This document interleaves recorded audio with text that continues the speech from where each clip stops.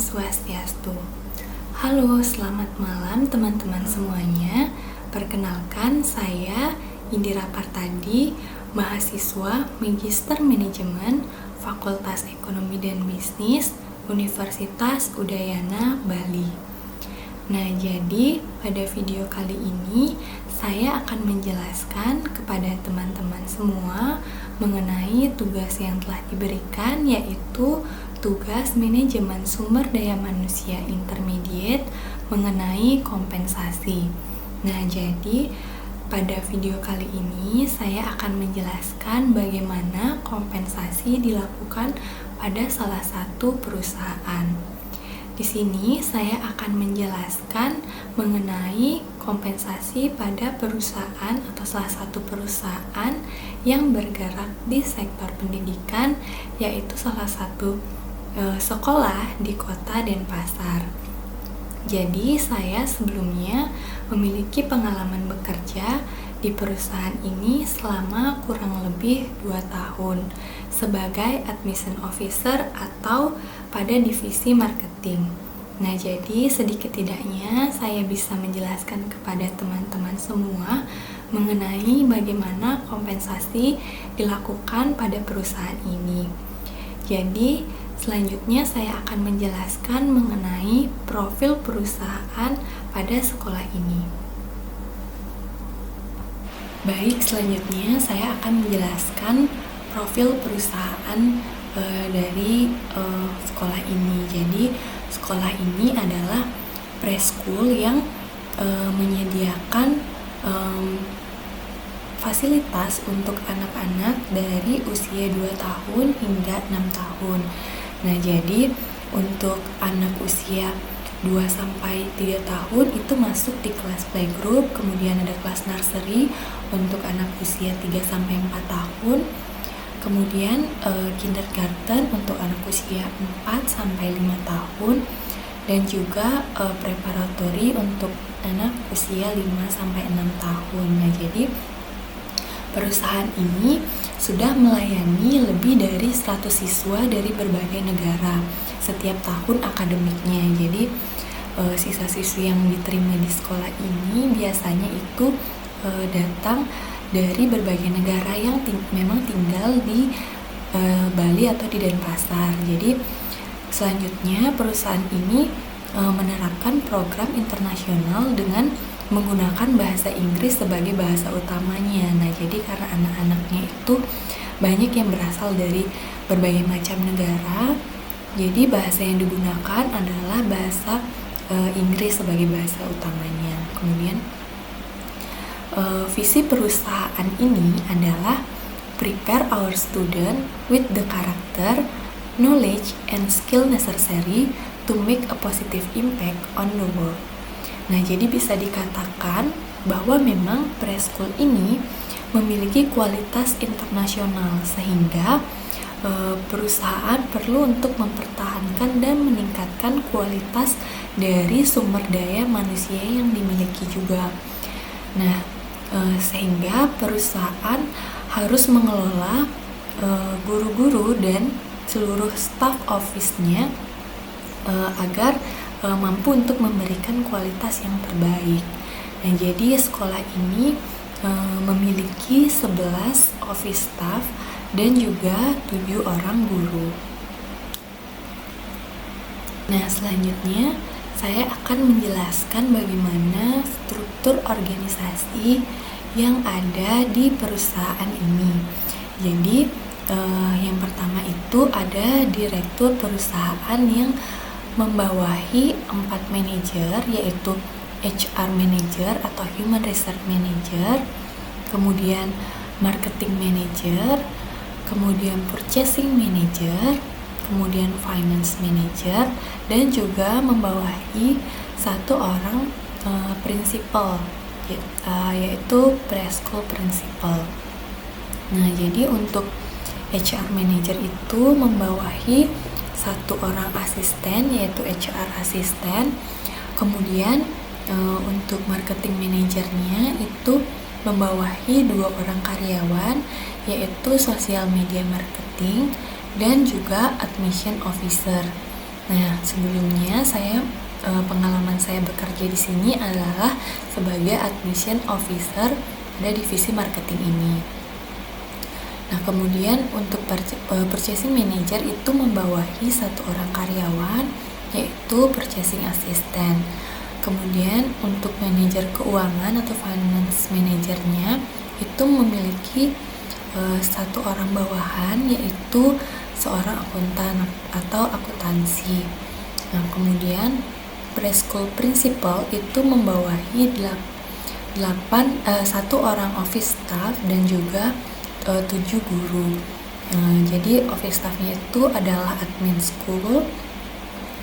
Kemudian guru-gurunya itu pada masing-masing kelas. Jadi yang pertama yaitu playgroup teacher, kemudian nursery teacher, KG teacher atau kindergarten teacher, kemudian preparatory teacher, dan kemudian ada juga guru-guru lain yang memberikan edukasi di luar dari yang diberikan dari masing-masing guru di kelas, yaitu ada English teacher, kemudian Mandarin teacher, dan juga PA teacher atau physical education, jadi guru olahraga yang ada di sekolah tersebut. Nah, jadi ini semua adalah struktur organisasi yang ada di preschool tersebut. Baik, langsung saja masuk ke dalam materi. Jadi materi yang akan saya bahas kali ini adalah ada 4 materi, yaitu yang pertama adalah dampak kompensasi, kemudian yang kedua adalah jenis kompensasi, yang ketiga adalah faktor eksternal kompensasi, dan juga yang terakhir adalah faktor internal kompensasi yang ada di perusahaan ini. Jadi yang pertama yaitu mengenai dampak kompensasi. Nah, jadi apa saja sih dampak dari pemberian kompensasi yang diberikan perusahaan kepada karyawan-karyawannya di preschool ini? Jadi kompensasi yang diberikan perusahaan ini dapat memberikan beberapa dampak langsung bagi karyawan dan juga bagi perusahaan, di mana dampak yang pertama yaitu adalah dapat meningkatkan kepuasan karyawan. Nah, jadi pemberian kompensasi yang adil yang diberikan perusahaan dapat meningkatkan kepuasan karyawan, sehingga perusahaan dapat mengurangi perputaran tenaga kerja. Jadi ketika karyawan itu sudah merasa puas, karyawan pasti akan bertahan pada perusahaan. Nah, tetapi ketika kompensasi yang diberikan itu tidak sesuai dengan yang diharapkan karyawan, maka karyawan akan beralih ke perusahaan lain, terutama bagi guru-guru yang ada di sekolah. Ketika dia tidak diberikan kompensasi yang selayaknya, maka bisa saja guru-guru tersebut beralih untuk mengajar di sekolah swasta lainnya yang mampu untuk memberikan kompensasi yang lebih besar. Nah, kemudian yang kedua, dampak dari kompensasi adalah dapat memberikan motivasi bagi karyawan. Jadi apresiasi yang diberikan seperti penghargaan berdasarkan dari kinerja karyawan itu dapat memotivasi karyawan untuk berkontribusi pada kinerja kerja yang lebih baik. Nah, jadi ketika karyawan ini dilihat pekerjaannya berdasarkan performance-nya, tentu saja karyawan tersebut akan semakin termotivasi untuk meningkatkan pekerjaannya dibandingkan ketika tidak ada kompensasi, tidak ada penghargaan atas apa yang sudah dilakukan karyawan. Maka karyawan akan berpikir, untuk apa saya melakukan pekerjaan-pekerjaan ini dengan baik kalau misalnya perusahaan itu tidak memberikan kompensasi seperti penghargaan dan apresiasi kepada saya. Seperti itu. Nah, jadi selanjutnya yaitu pemberian kompensasi ini dapat menyelaraskan kepentingan karyawan dengan misi perusahaan. Nah, kenapa bisa seperti itu? Karena dengan memberikan kompensasi, berupa insentif atau bonus itu dapat menyelaraskan kepentingan karyawan dengan misi dari perusahaan. Jadi karyawan dan perusahaan tentu sama-sama akan berusaha untuk mendapatkan atau memaksimalkan penjualan. Jadi bagaimana supaya banyak siswa yang ingin mendaftar di sekolah Doremi Preschool itu akan dilakukan, apalagi terutama untuk karyawan marketing. Jadi bagaimana karyawan marketing dapat meningkatkan penawaran kepada konsumen, akan dapat meningkatkan permintaan konsumen terhadap perusahaan preschool ini. Jadi semakin banyak siswa yang mendaftar di sekolah akan berkontribusi juga pada peningkatan pendapatan perusahaan. Nah, selanjutnya yang terakhir, dampak dari kompensasi adalah dengan memberikan kompensasi yang lebih tinggi dibandingkan dengan kompensasi yang diberikan oleh sekolah swasta lain di Denpasar, perusahaan tentu akan mendapatkan karyawan yang sesuai dengan kualifikasinya. Nah, selain itu karyawan juga bisa mempertahankan karyawan yang sudah ada di perusahaan yang memang sudah memiliki kualifikasi yang baik.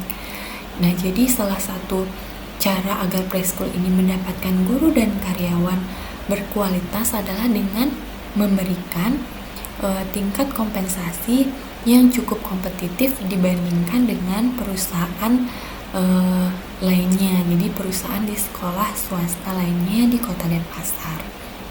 Jadi itu adalah dampak-dampak kompensasi yang mungkin dirasakan oleh karyawan dan juga perusahaan ketika kompensasi itu dapat dikelola dengan baik.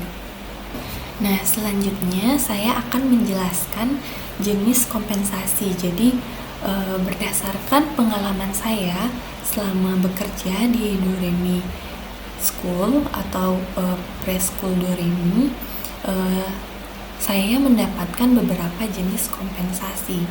Jadi kompensasi yang saya terima itu ada 2 jenis, yaitu financial compensation dan juga non-financial compensation. Nah, jadi financial compensation ini adalah kompensasi finansial langsung yang diberikan perusahaan itu berdasarkan finansial atau berupa uang. Nah, jadi dari financial compensation ini juga dibagi menjadi 2, yaitu direct financial compensation atau kompensasi finansial secara langsung, dan juga indirect financial compensation atau kompensasi finansial secara tidak langsung.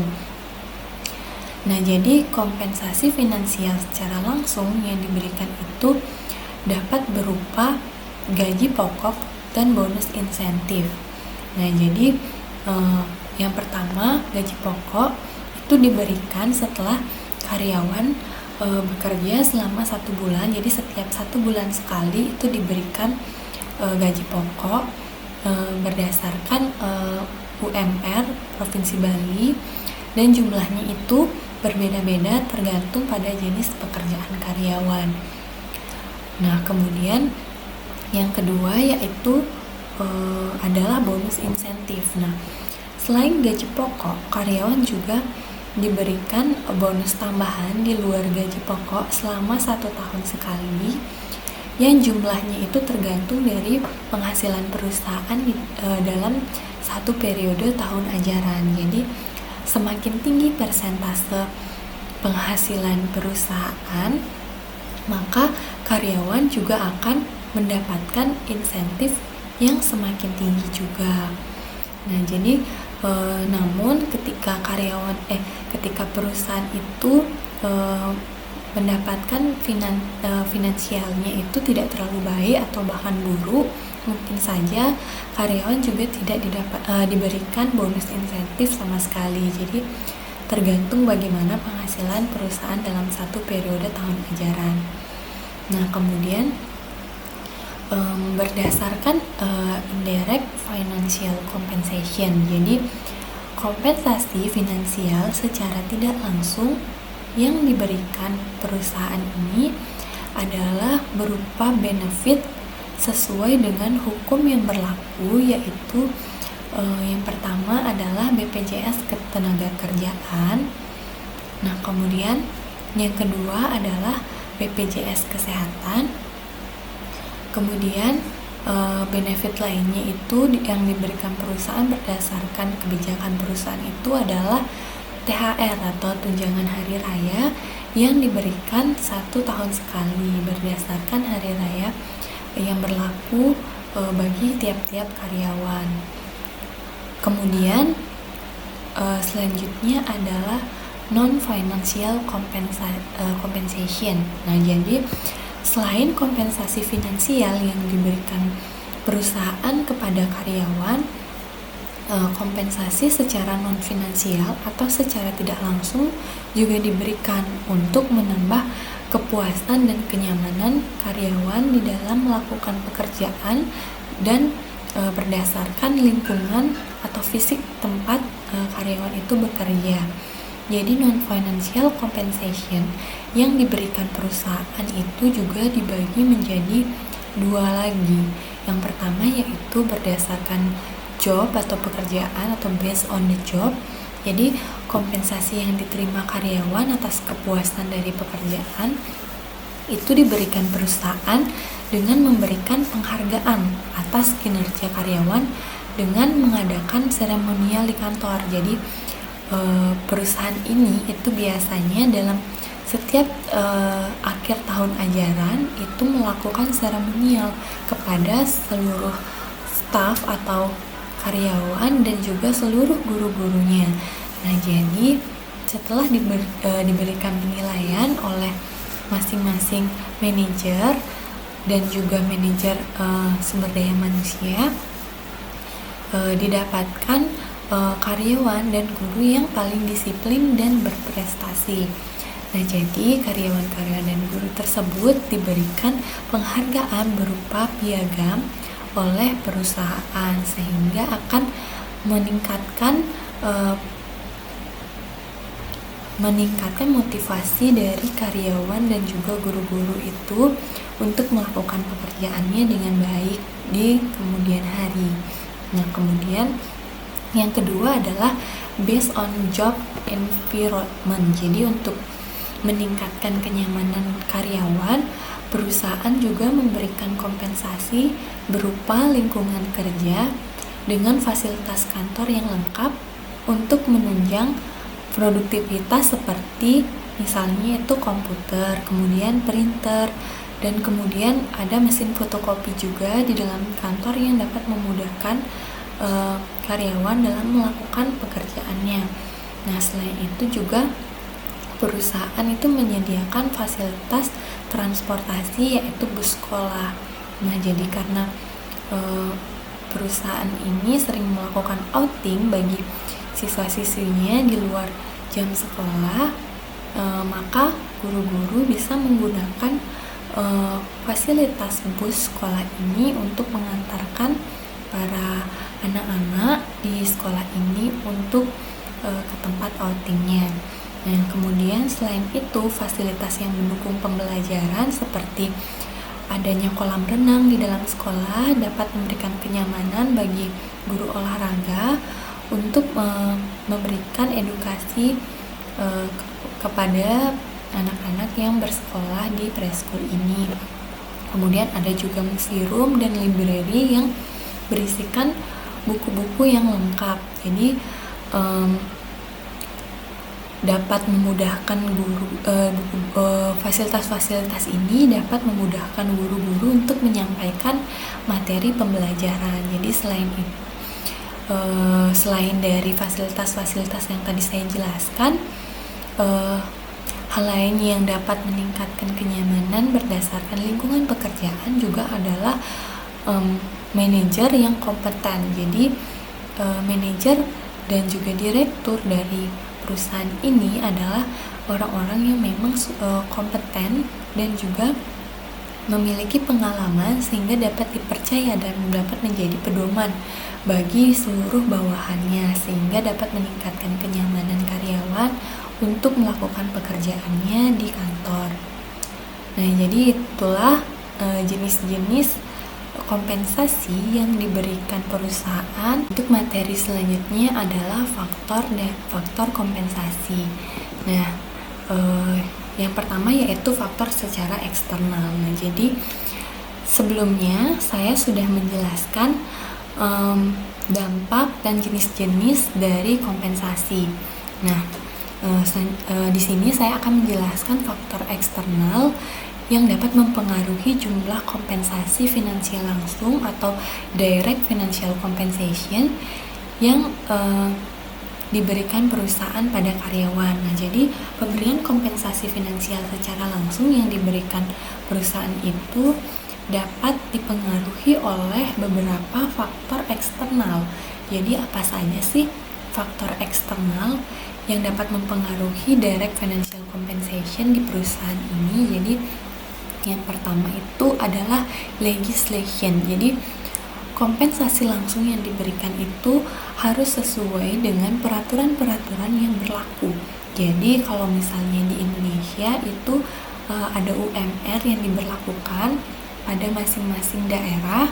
Nah, untuk perusahaan ini menerapkan berdasarkan UMR atau UMK atau UMP yang berlaku berdasarkan peraturan Gubernur Bali. Nah, jadi perusahaan ini harus memberikan kompensasi di atas dari UMR yang telah ditetapkan.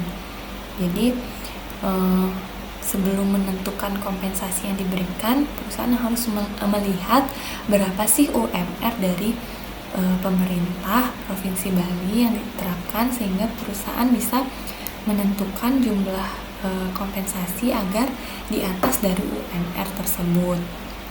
Nah, kemudian yang kedua adalah ekonomi. Jadi perekonomian dari masyarakat dan juga konsumen yang ingin mendaftarkan putra-putrinya di sekolah ini juga menjadi tolak ukur dari kompensasi. Jadi semakin banyak konsumen yang baru mendaftarkan diri dan melanjutkan pendidikan anaknya pada preschool, maka akan meningkatkan penghasilan perusahaan. Nah, tentu saja penghasilan perusahaan selama satu periode yang meningkat dan menurun akan menentukan jumlah insentif yang akan diberikan kepada karyawan. Nah, jadi ketika perekonomian dari konsumen, terutama dari konsumen yang sudah mendaftarkan anak-anaknya di sekolah ini dan ingin melanjutkan ke jenjang yang berikutnya, seperti misalnya dari kelas KG ke kelas nursery atau dari kelas nursery ke kelas preparatory, itu harus berdasarkan perekonomiannya. Jadi ketika dia memang memiliki perekonomian yang tinggi atau baik, itu dia akan melanjutkan pendidikan anak-anaknya.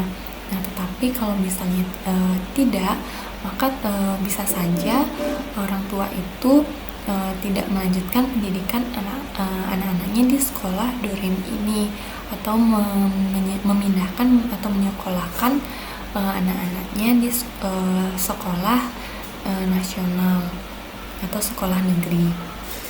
Nah, jadi selain legislation dan ekonomi, faktor-faktor eksternal lainnya yaitu industri wage differential. Jadi perusahaan juga harus melakukan perbandingan jumlah gaji yang diberikan dibandingkan dengan jumlah gaji yang diberikan perusahaan pesaing, yaitu sekolah swasta lain di Kota Denpasar. Nah, jadi setiap satu periode tahun ajaran, ketika perusahaan ingin merekrut karyawan baru atau guru-guru yang baru, tentu saja perusahaan harus melihat berapa sih gaji yang diberikan atau kompensasi yang diberikan oleh perusahaan lain, sehingga dapat meningkatkan competitive compensation bagi perusahaan. Jadi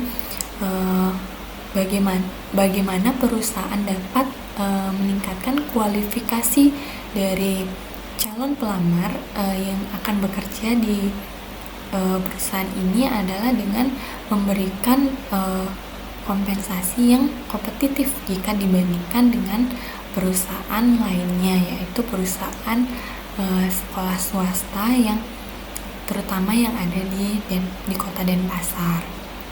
Nah, jadi itu tadi faktor eksternal direct financial compensation yang ada di perusahaan preschool ini.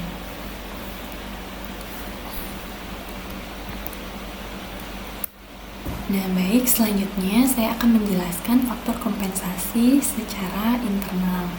Nah, di samping faktor eksternal, tentu saja faktor internal dari dalam perusahaan akan menentukan jumlah kompensasi yang diberikan.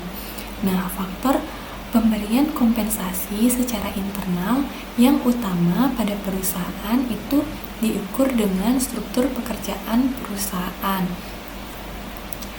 Nah, jadi kompensasi pada pekerjaan itu diukur berdasarkan job struktur atau struktur pekerjaan melalui job analysis dan job evaluation.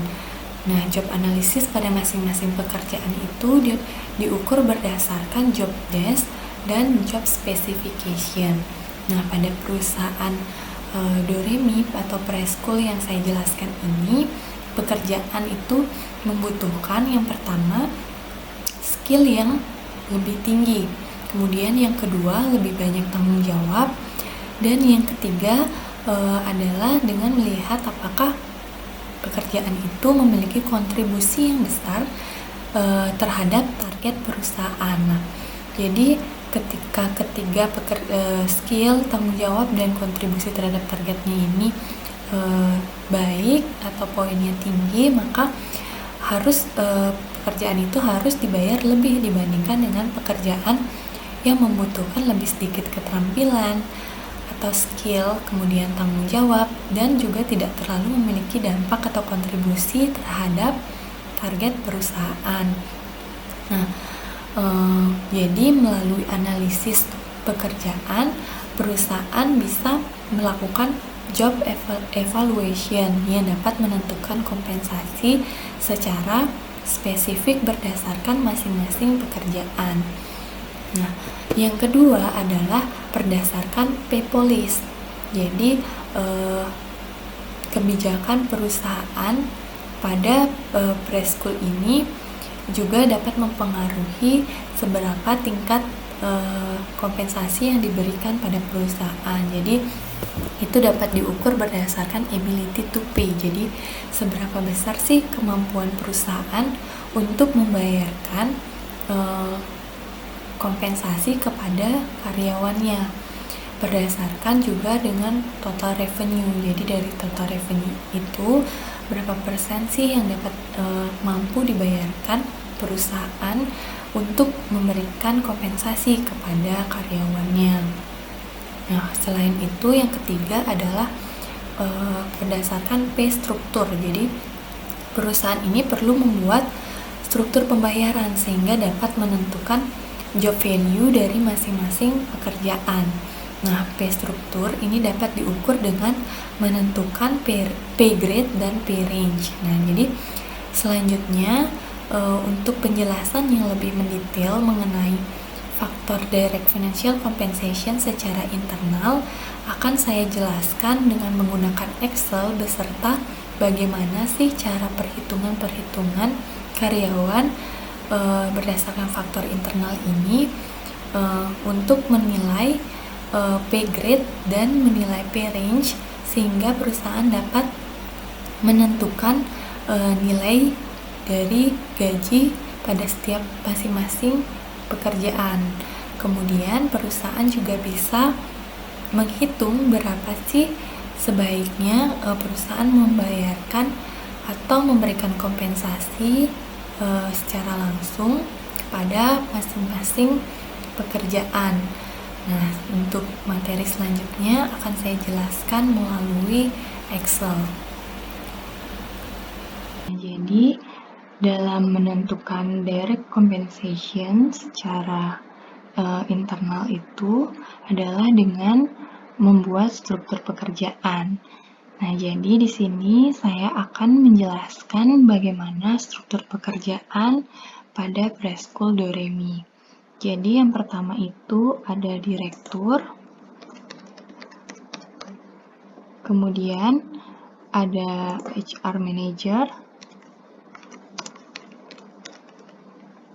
Marketing Manager,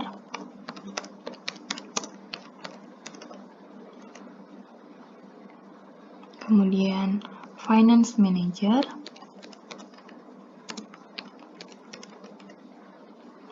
kemudian Purchasing Manager,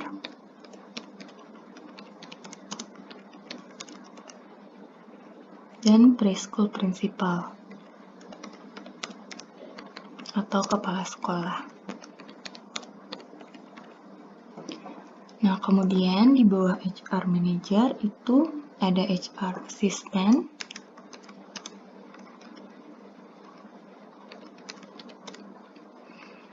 di bawah Marketing Manager itu ada Social Media Marketing,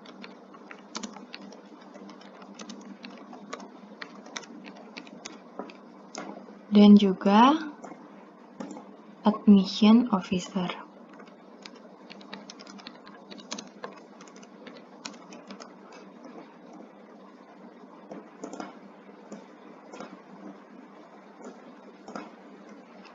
Nah, kemudian di bawah Finance Manager itu ada Accountant,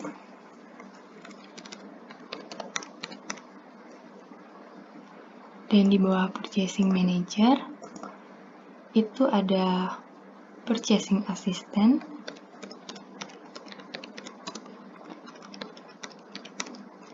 dan Security.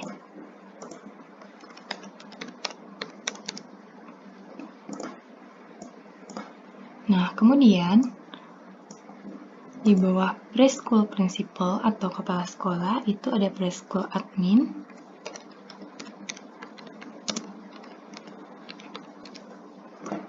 kemudian Playgroup Teacher,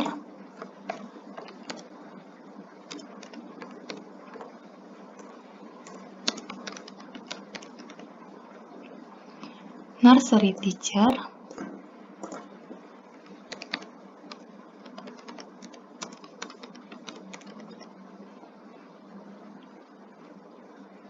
Kindergarten Teacher,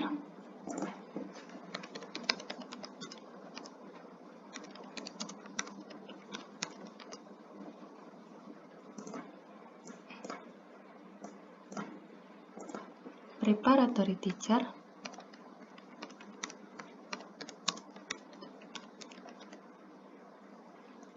English Teacher,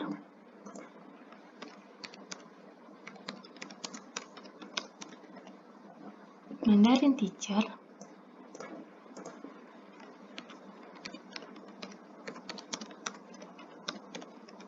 dan PE Teacher. Nah, jadi ini adalah struktur pekerjaan yang ada di Preschool Doremi. Nah, selanjutnya kita perlu mengelompokkan struktur pekerjaan ini menjadi beberapa bagian berdasarkan hierarki pekerjaan. Jadi, direktur ini adalah bagian pertama, pada bagian manajer dan prinsipal itu adalah bagian kedua, dan ini adalah bagian yang ketiga.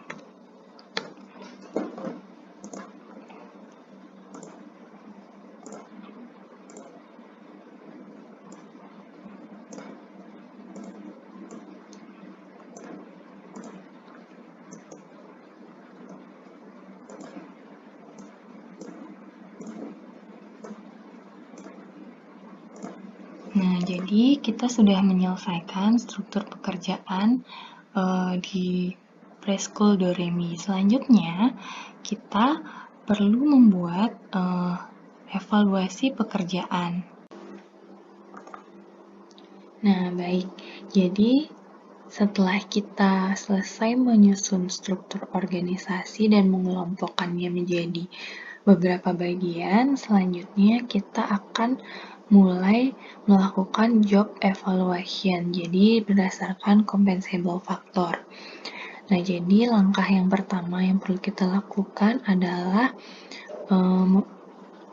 membuat posisi jabatan berdasarkan pengelompokan yang sudah kita buat tadi. Jadi, Pada kelompok yang pertama itu adalah direktur.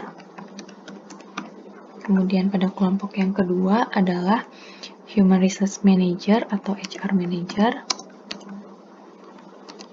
Kemudian Marketing Manager. Kemudian Purchasing Manager.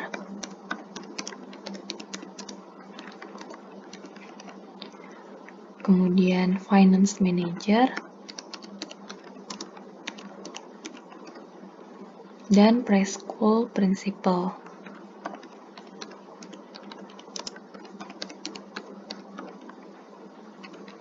Kemudian kita berikan warna pada masing-masing kelompok untuk memudahkan kita dalam melakukan perhitungan. Kemudian pada kelompok yang ketiga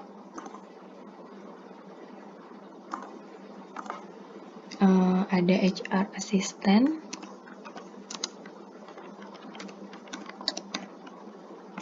Kemudian Social Media Marketing.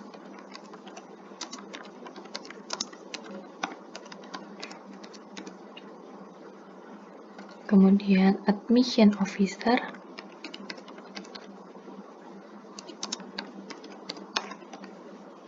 Kemudian Purchasing Assistant.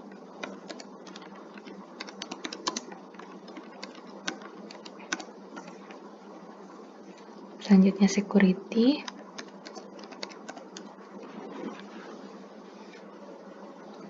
Kemudian Accountant.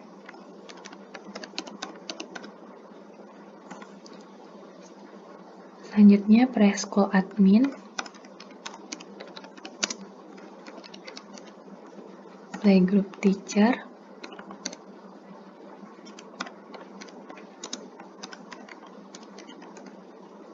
Nursery Teacher.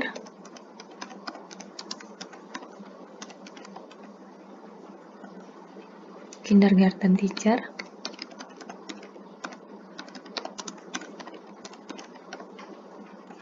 Preparatory Teacher.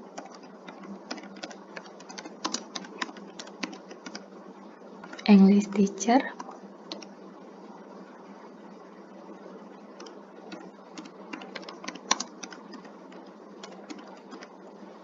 Mandarin Teacher.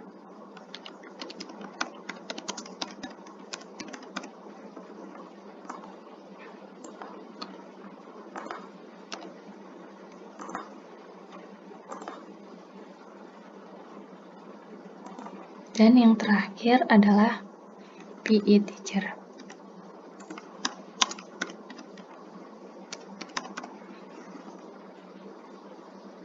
Nah, jadi kita sudah membuat susunan dari posisi jabatan.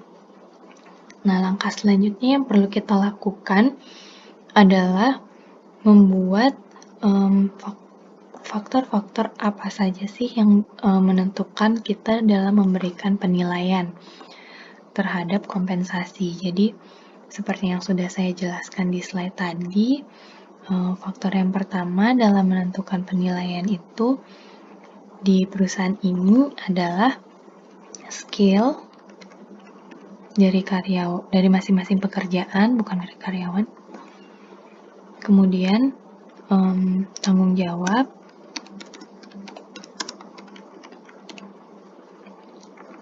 dan kontribusi terhadap target.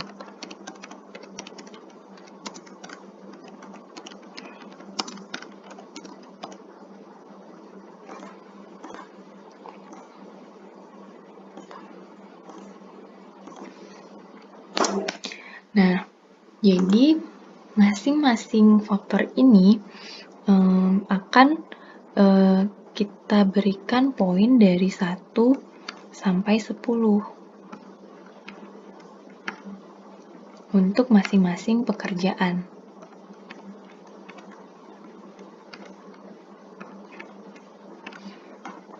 Jadi ini adalah untuk memberikan grade-nya.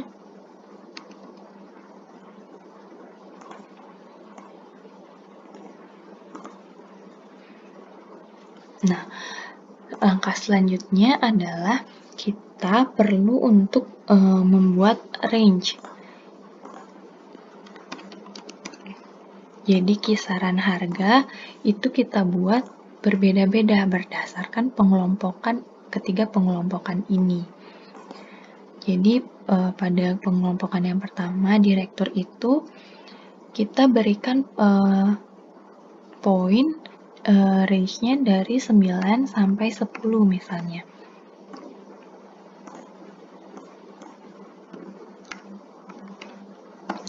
Nah, untuk pengelompokan yang kedua, kita berikan range di bawahnya. Jadi, kita berikan range 6 sampai 8.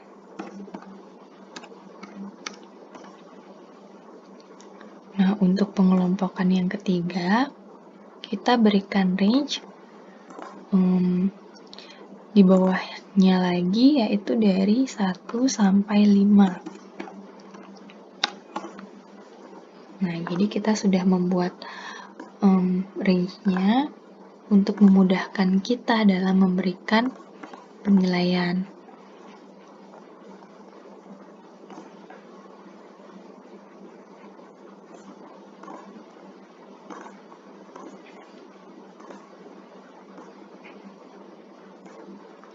Nah, sekarang kita sudah siap untuk memberikan poin dari masing-masing pekerjaan berdasarkan ketiga faktor ini dan range yang sudah kita tentukan. Jadi, yang pertama, kita melakukan penilaian terhadap pekerjaan dari direktur. Untuk seorang direktur, tentu saja pasti perlu memiliki skill atau hard skill yang tinggi dalam melakukan pekerjaannya, memimpin sebuah perusahaan. Jadi saya memberikan poin 10. Untuk tanggung jawabnya, tentu saja seorang direktur pasti memiliki tanggung jawab yang cukup besar di dalam perusahaan untuk mengelola perusahaan tersebut. Jadi saya berikan poin tinggi juga, yaitu 10.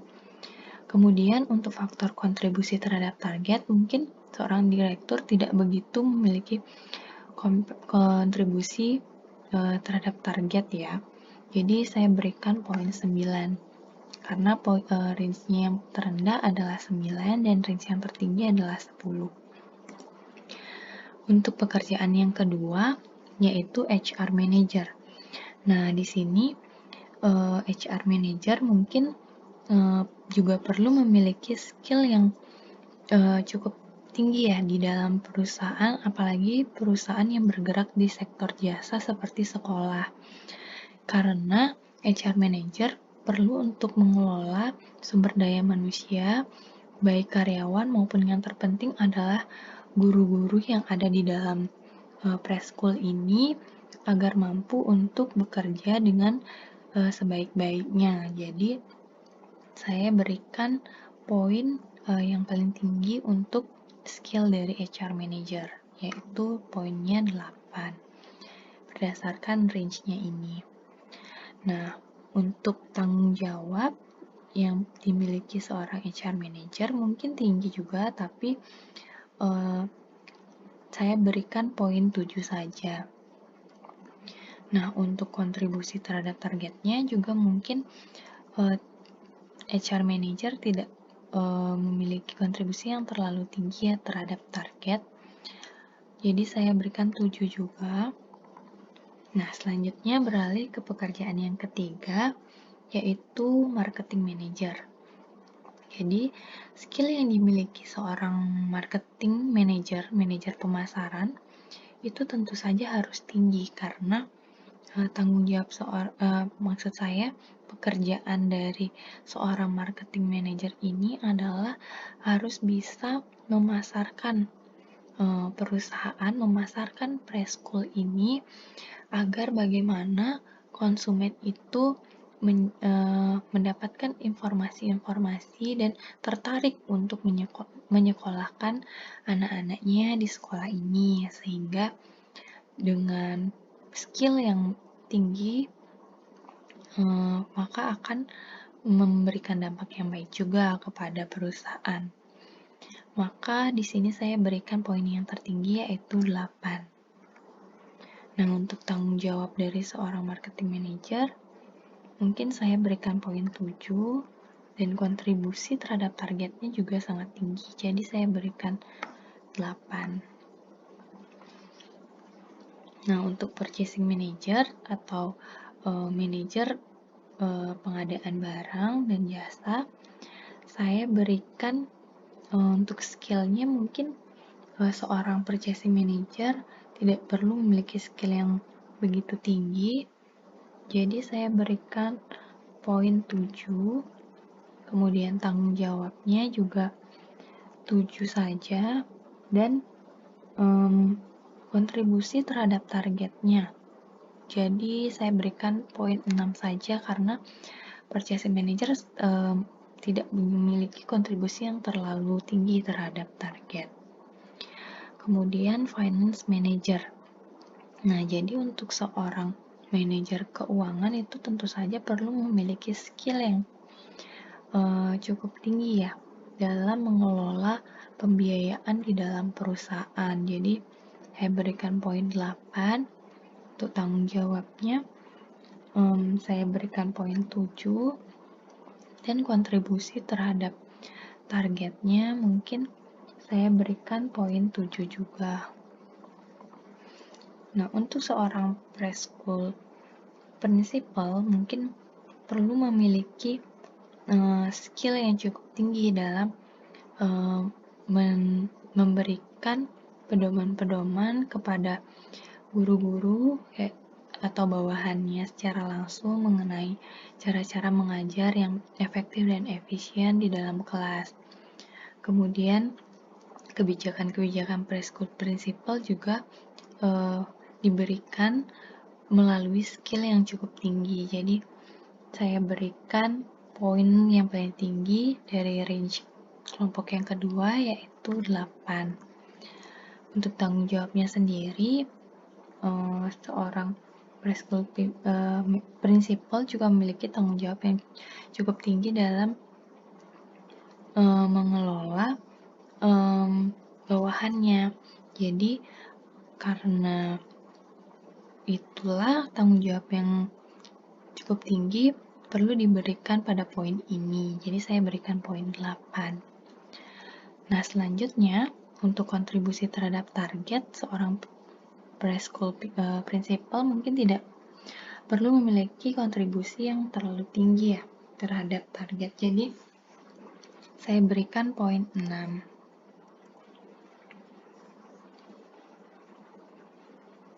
Nah, selanjutnya kita masuk ke pengelompokan yang ketiga. Jadi untuk pengelompokan yang ketiga ini kita berikan pembagian lagi berdasarkan divisinya. Yang pertama itu divisi HR assistant, yang kedua adalah divisi dari marketingnya, yang ketiga dari purchasingnya,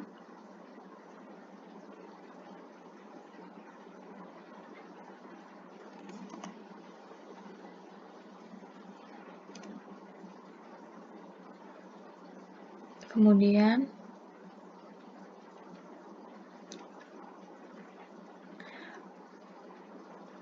pengelompokan untuk akuntan atau finance-nya,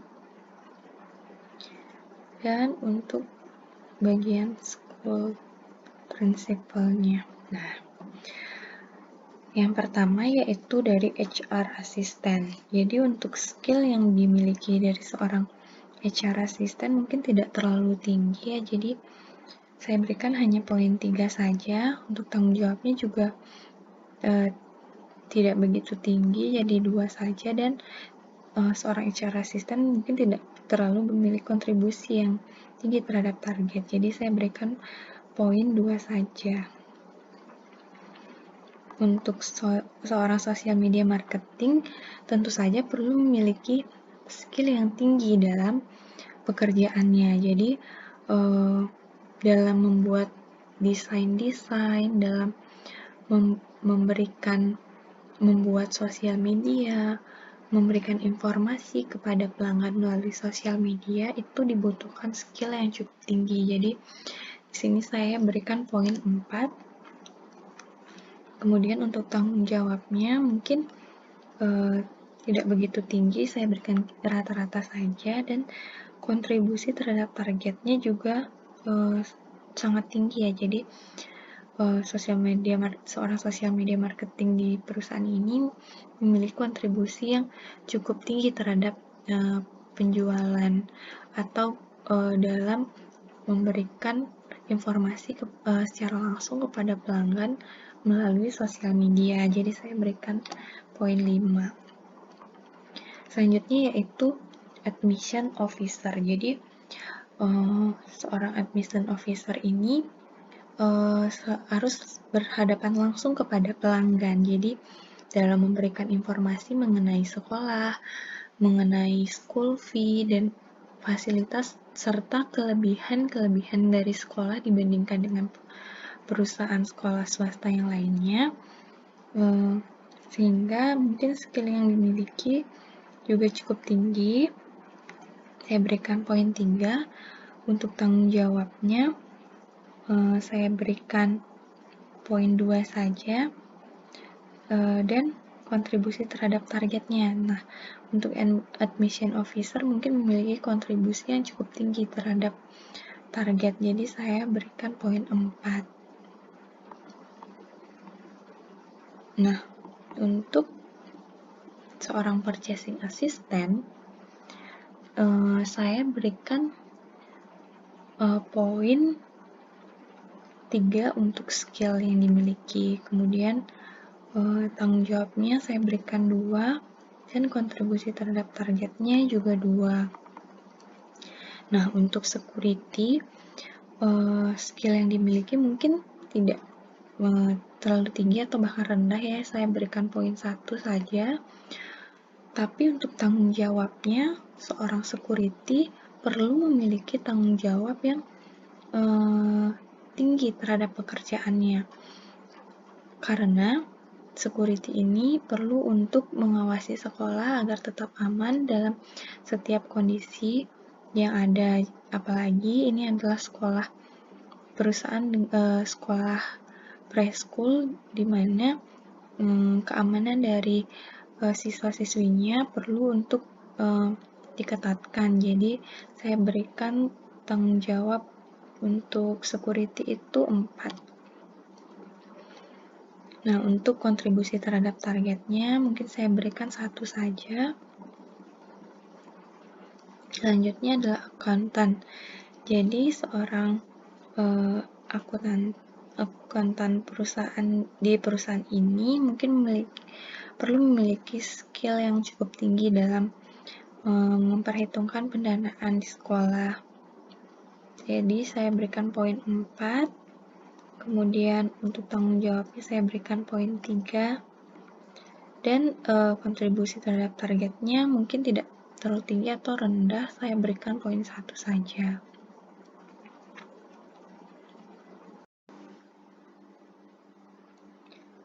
Nah, selanjutnya adalah preschool admin. Jadi seorang preschool admin mungkin tidak perlu memiliki skill yang cukup tinggi ya, jadi saya berikan poin 2. Kemudian untuk tanggung jawabnya saya berikan 3, dan kontribusi terhadap targetnya 1. Kemudian untuk playgroup teacher itu mungkin saya berikan poin 5 untuk skillnya, karena seorang guru, apalagi homeroom teacher yang mendampingi langsung seluruh siswa di dalam satu kelas, itu perlu memiliki skill yang cukup tinggi. Kemudian tanggung jawabnya juga tinggi bagi homeroom teacher untuk mengawasi satu kelas siswa setiap jam pelajaran berlangsung. Kemudian untuk kontribusi terhadap targetnya mungkin saya berikan poin hanya 4 saja. Ini juga berlaku untuk seluruh homeroom teacher, yaitu playgroup, nursery, kindergarten, dan preparatory teacher. Nah, untuk English teacher, Mandarin teacher, dan PE teacher. Saya berikan 5 juga untuk skillnya. Namun untuk tanggung jawabnya, karena selama proses pembelajaran masing-masing teacher ini, English teacher, Mandarin teacher, dan PE teacher itu juga didampingi oleh masing-masing homeroom teacher pada masing-masing kelas. Jadi yang bertanggung jawab terhadap siswa-siswi tetap saja adalah homeroom teacher-nya. Jadi mungkin untuk tanggung jawabnya saya berikan hanya 3 saja.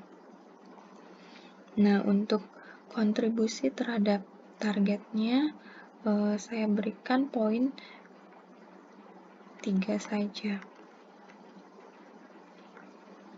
Nah, jadi kita sudah selesai membuat penilaian terhadap masing-masing pekerjaan di dalam perusahaan ini. Nah, langkah selanjutnya yang perlu kita lakukan adalah menghitung total pay value. Total pay value.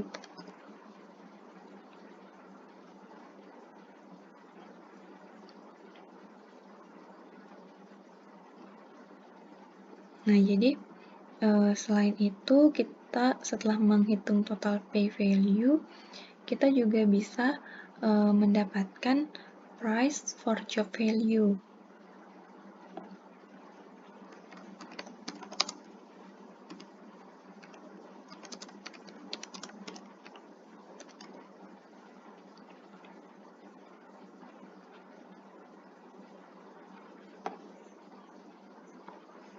Kemudian kita akan setelah menghitung price for job value, kita akan mendapatkan salary per bulannya atau gaji per bulannya dari masing-masing pekerjaan.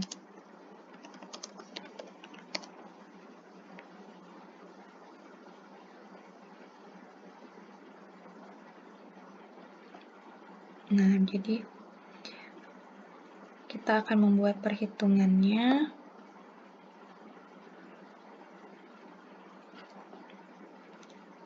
Nah, jadi bagaimana sih kita dapat menghitung total pay value ini berdasarkan poin dan range yang sudah kita tentukan tadi. Nah, jadi hal pertama yang perlu kita lakukan adalah kita perlu mengetahui revenue atau pendapatan dari perusahaan yang tempat kita bekerja. Jadi yang pertama yaitu revenue. Nah, di sini mungkin saya tidak bisa memasukkan revenue yang secara tepat di dalam perusahaan preschool ini. Jadi, saya hanya memberikan jumlah revenue berdasarkan perkiraan saya, berdasarkan school fee, dan jumlah siswa yang mendaftar dalam satu periode ajaran. Juga siswa yang melanjutkan pendidikannya seperti misalnya dari playgroup melanjutkan ke nursery, dari nursery melanjutkan ke KG itu jumlahnya berapa, dan setelah saya perhitungkan kira-kira revenue-nya adalah 3 miliar, jadi saya masukkan saja angkanya.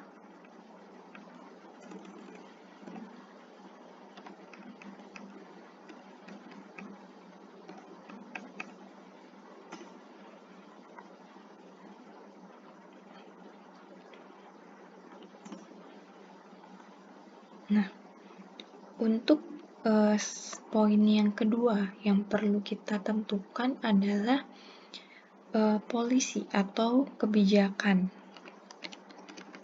dari perusahaan. Nah, jadi kebijakan yang perlu dibuat perusahaan seperti yang saya jelaskan sebelumnya tadi dalam faktor pemberian direct financial compensation secara internal adalah seberapa besar sih kemampuan perusahaan untuk membayar karyawannya. Jadi dari perusahaan Doremi ini dari perusahaan preschool ini, mungkin kebijakan persentase alokasi pendanaan untuk gaji karyawannya dapat diberikan setengahnya, karena perusahaan ini bergerak di sektor jasa di mana penjualannya itu dilakukan dengan menjual jasa yang diberikan oleh sumber daya manusianya atau guru-gurunya. Jadi mungkin alokasi untuk pemberian gaji karyawannya dapat diberikan setengah dari total revenue-nya atau 50%. Nah, kemudian kita dapat menghitung alokasi remunerasinya. Jadi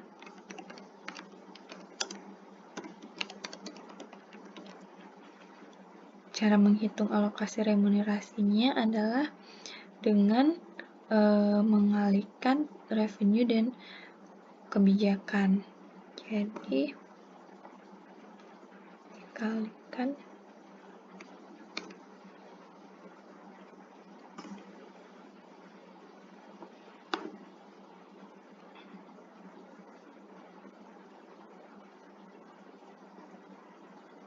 Nah, jadi kita dapatkan alokasi remunerasinya sebesar 1.500.000.000.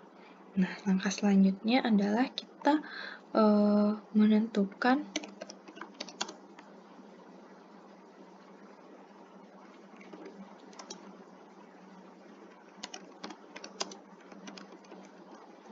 Nah, jadi gaji yang diberikan kepada karyawan itu adalah selama setiap 1 bulan, sekali dalam 1 periode. Nah, kemudian selain itu, perusahaan di sini juga memberikan THR, yaitu 1 kali setiap periode, sehingga dalam 1 periode itu diberikan 13 kali atau 13 bulan. Jadi di sini saya buat 13 bulan. Nah, sehingga kita bisa menentukan alokasi remunerasi per bulannya.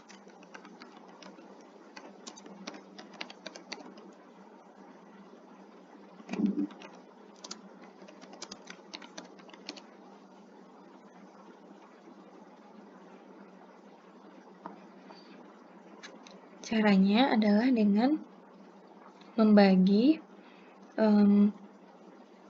alokasi remunerasi ini dan angka dari ini, yaitu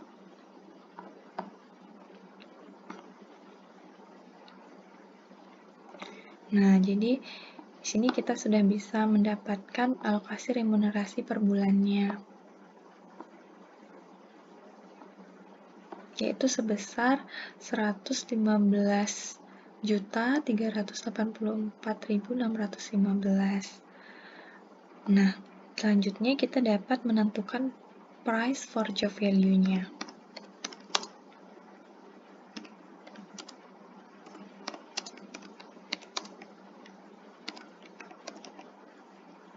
Nah, bagaimana sih kita dapat menentukan price for job value-nya adalah dengan cara membagi alokasi remunerasi per bulan ini dengan total pay value yang kita sudah buat tadi. Nah, sebelumnya kita perlu untuk menjumlahkan grade ini dan memasukkannya ke total pay value. Nah, jadi ini perlu kita jumlahkan.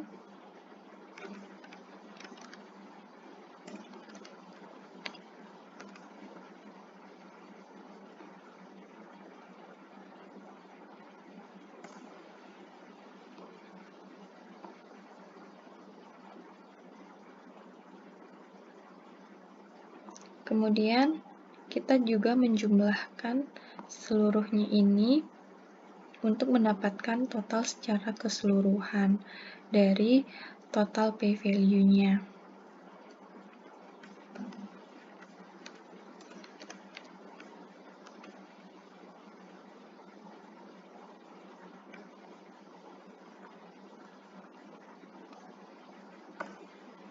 Nah, kita bisa mendapatkan nilai total P value-nya. Selanjutnya kita akan mendapatkan price for job value-nya.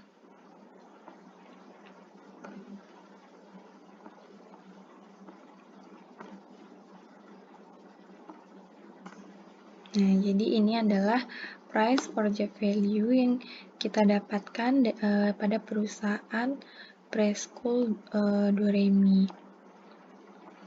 Angka ini kita akan masukkan ke dalam kolom price for job value.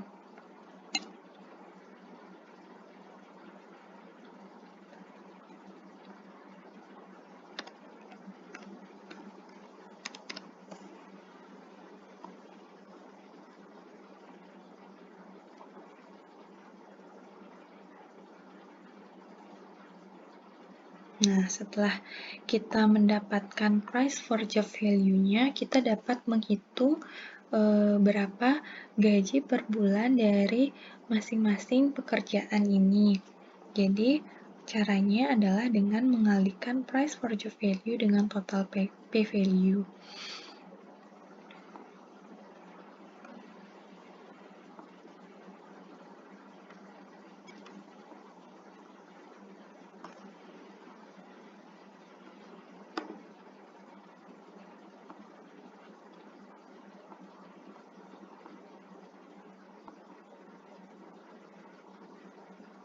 Dan kita juga lakukan pada semua pekerjaan yang ada. Dan kita sudah bisa mendapatkan gaji per bulannya. Jadi ini adalah gaji per bulan yang didapatkan karyawan, perkiraan gaji per bulan yang didapatkan karyawan pada perusahaan preschool ini. Nah, jadi di sini dapat kita lihat bahwa gaji yang terendah itu didapatkan oleh security ya. Jadi security ini mungkin memiliki nilai dari ketiga faktor ini yang tidak begitu tinggi, sehingga gajinya juga akan menjadi gaji yang paling rendah dibandingkan dengan pekerjaan yang lain yang memiliki tingkat skill, tanggung jawab, dan kontribusi terhadap target yang tinggi. Dan gaji yang tertinggi itu adalah dari direkturnya, yaitu 11.800.000 sekian.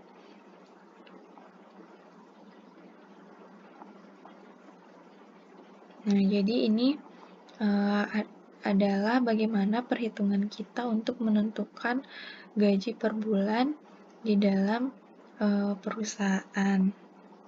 Dan ini adalah langkah-langkah yang perlu kita ketahui juga untuk mengetahui bagaimana perhitungan dari menentukan gaji per bulannya. Nah, baik, saya sudah menjelaskan kepada teman-teman semuanya mengenai bagaimana kompensasi dilakukan pada salah satu perusahaan yang ada di Kota Denpasar, yaitu Doremi Preschool. Nah, saya sudah menjelaskan bagaimana dampak-dampak, jenis, dan faktor-faktor kompensasi pada perusahaan tersebut, serta bagaimana perhitungan dari pemberian kompensasi secara internal di perusahaan tersebut. Semoga video ini bisa membantu teman-teman semuanya. Mohon maaf jika saya ada salah perkataan. Terima kasih. Om Santi Santi Santi Om.